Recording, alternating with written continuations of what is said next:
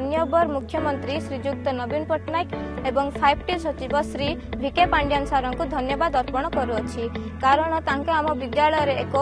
नूतन आदर्श पाठागार निर्माण निमंते 50 लाख टंका सहायता करचंती जहा द्वारा आम विद्यालय छात्री माने अधिक रु अधिक मात्रा रे उपकृत हेबे।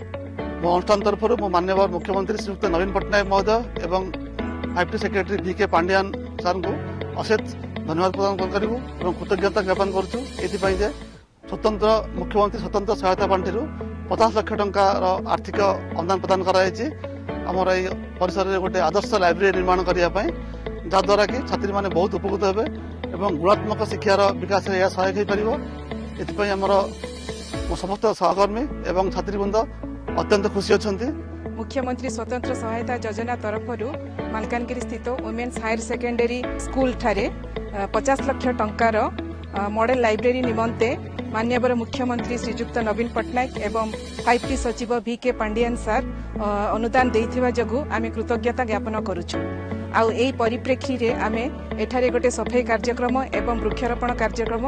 आयोजन करियछु। आउ प्रथम पर्याय राशि खर्च हो सारा पर जदि शिक्षानुष्ठान अन्य किसी आवश्यकता रहुची तेबे ताकू सरकार द्वितीय पर्याय अनुमोदन करिवे।